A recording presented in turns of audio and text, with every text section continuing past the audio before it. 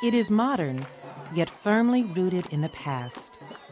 The Nubian wedding ritual shared by the entire village for 7 days and nights.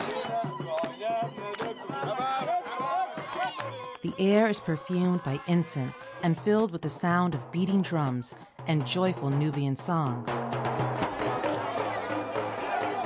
2 years ago, Sharif's family told him it was time to get married. He visited every home in the village, looking for the right girl. Then, with one look at a beer, he ran home to tell his mother he had found his bride. They didn't meet again until just before their Muslim wedding.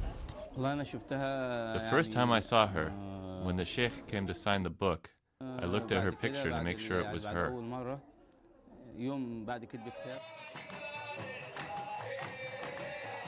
After the legal papers are signed, 7 days of celebration begin.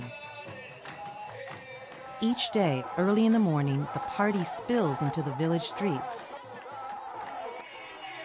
The bride becomes a canvas, painted from head to toe with henna. One day before the ceremony, the groom's bed is taken outside to be bathed in sandalwood incense.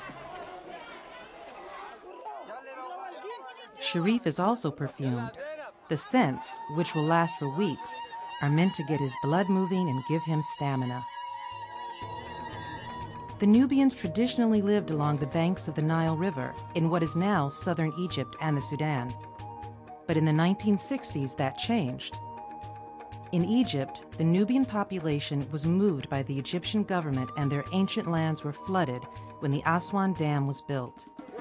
Mohammed Nur migrated here at the age of 12. His family left their mud brick home for one of cement built by the government. Even though there in the old village there was no electricity or means of transportation like we have here now, still, life there was better. There we used to keep our Nubian traditions and Nubian language. Nubian language could be endangered here today. On the final night of the wedding, the village is served a feast of meat and rice in front of the groom's house.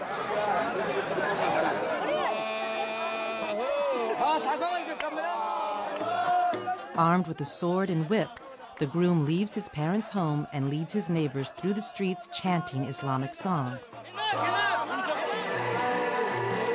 Well after midnight, the groom at last picks up the bride and they arrive at the party.